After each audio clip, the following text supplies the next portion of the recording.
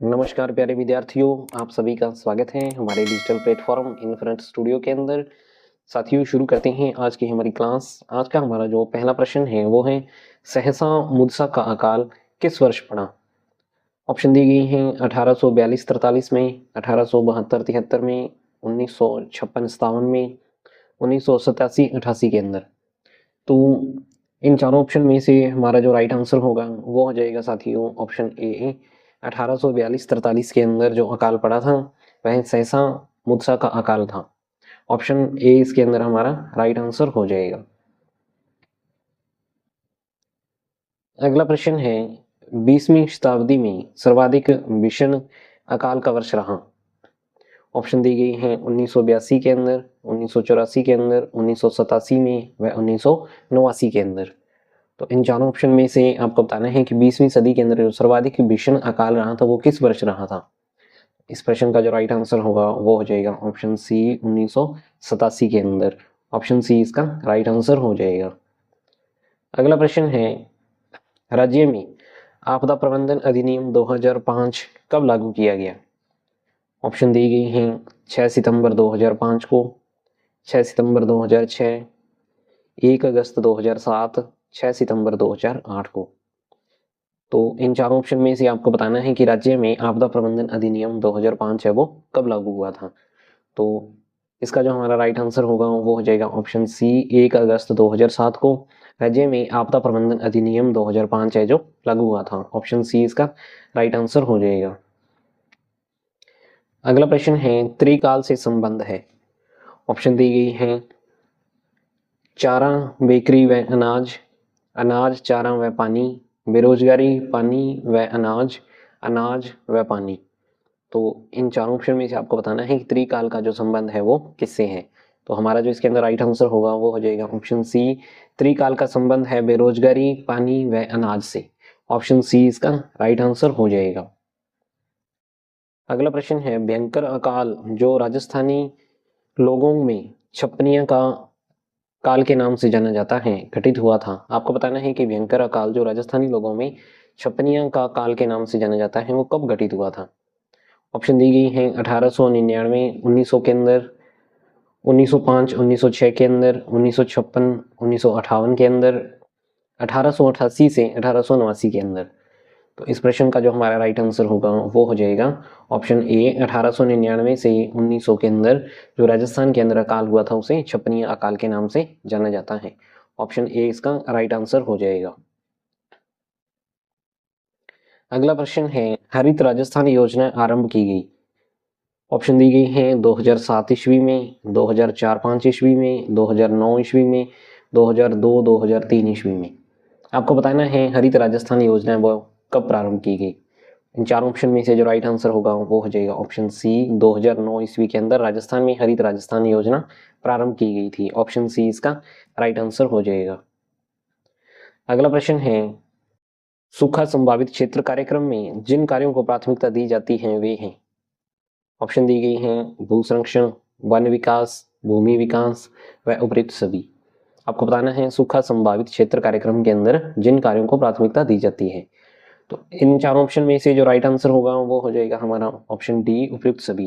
भू संरक्षण, वन विकास व भूमि विकास, इन तीनों कार्यों को प्राथमिकता दी जाती है। ऑप्शन डी हमारा राइट आंसर हो जाएगा। अगला प्रश्न है, अमूल्य नीर योजना किससे संबंधित है।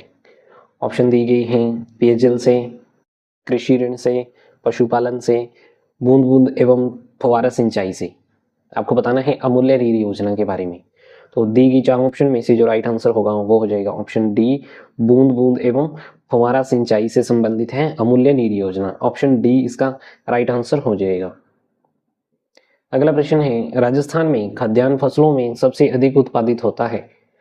ऑप्शन दी गई है जौ, मक्का, गेहूं व बाजरा। तो इन चारों ऑप्शन में से आपको बताना है कि राजस्थान के अंदर खाद्यान्न फसलों में सबसे अधिक उत्पादित होता है। दी गई चारों ऑप्शन में से जो राइट आंसर होगा वो हो जाएगा ऑप्शन डी बाजरा। राजस्थान के अंदर खाद्यान्न में सर्वाधिक बाजरा उत्पादित होता है। ऑप्शन डी इसका राइट आंसर हो जाएगा। अगला प्रश्न है, जापानी संस्था जेटो ने जहां जापानी उद्यमी पार्क स्थापित किया है वह है। आपको बताना है कि कहाँ पे जापानी संस्था जेट्रो ने जापानी उद्यमी पार्क स्थापित किया है। ऑप्शन दी गई हैं सीतापुरा में, नीमराणा में, भिवाड़ी में व अलवर में। तो चारों ऑप्शन में से जो राइट आंसर होगा वो हो जाएगा नीमराणा। नीमराणा के अंदर जापानी संस्था जेट्रो के द्वारा जापानी उद्यमी पार्क स्थापित किया गया है। ऑप्शन बी इसका राइट आंसर हो जाएगा। अगला प्रश्न है राज्य में गौरव पथ से तात्पर्य है। आपको बताना है कि गौरव पथ क्या है।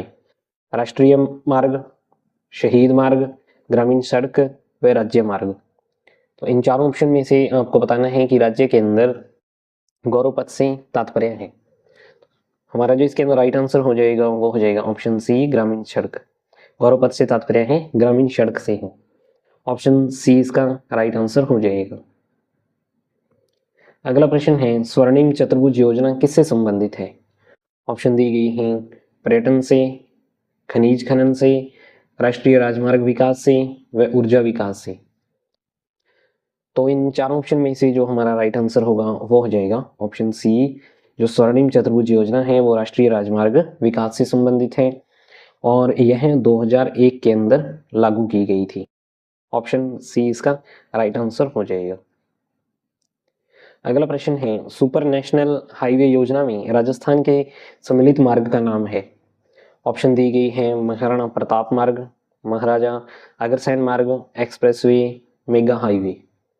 चार ऑप्शन में से जो राइट आंसर होगा इस प्रश्न का वो हो जाएगा ऑप्शन बी महाराजा अग्रसेन मार्ग। सुपर नेशनल हाईवे योजना में राजस्थान का जो सम्मिलित मार्ग है उसका नाम महाराजा अग्रसेन मार्ग है। ऑप्शन बी इसका राइट आंसर हो जाएगा। अगला प्रश्न है राजस्थान में सबसे बड़ा विदेशी निवेशक देश कौन सा है। ऑप्शन दी गई है अमेरिका, जापान, रूस व चीन। आपको बताना है कि राजस्थान राज्य के अंदर सबसे बड़ा विदेशी जो निवेशक देश है वो कौन सा है। तो चारों ऑप्शन में से जो राइट आंसर होगा वो हो जाएगा ऑप्शन बी जापान। जापान ऐसा देश है जो राजस्थान के अंदर सबसे बड़ा विदेशी निवेशक देश है। ऑप्शन बी इसका राइट आंसर हो जाएगा। अगला प्रश्न है भारत के शीर्ष खनिज उत्पादक राज्यों में राजस्थान का कौन सा स्थान है। ऑप्शन दी गई हैं प्रथम स्थान, द्वितीय स्थान, तृतीय स्थान व चतुर्थ स्थान। इन चार ऑप्शन में से आपको बताना है कि भारत के जो शीर्ष खनिज उत्पादक राज्य हैं उसके अंदर राजस्थान का कौन सा स्थान है।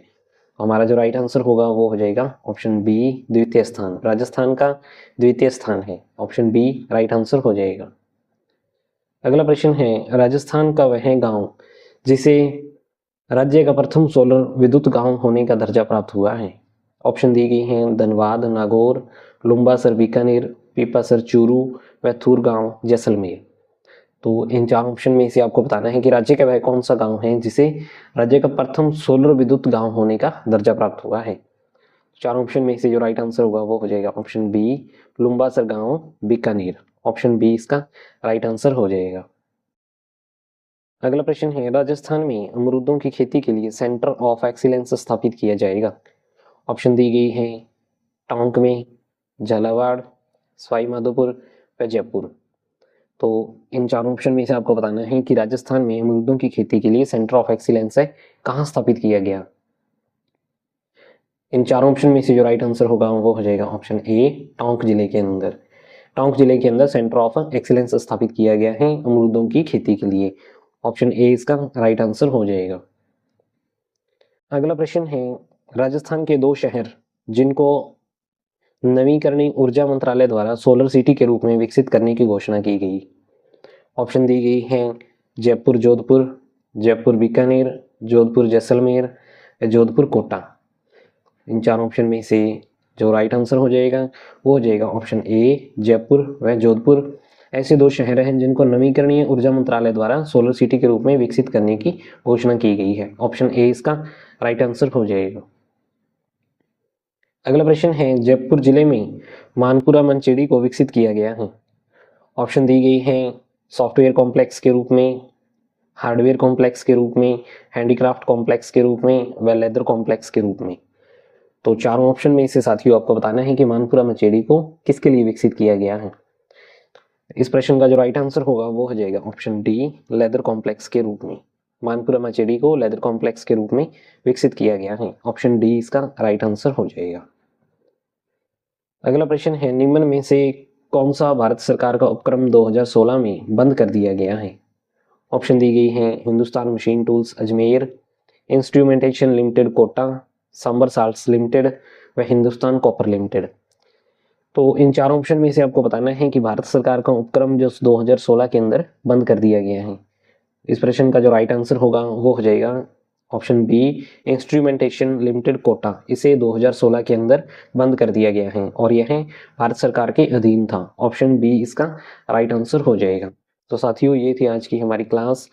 अगर आपको हमारी क्लास अच्छी लगती हैं तो लाइक जरूर कर दें और हमारे चैनल को सब्सक्राइब कर लें। थैंक यू, धन्यवाद।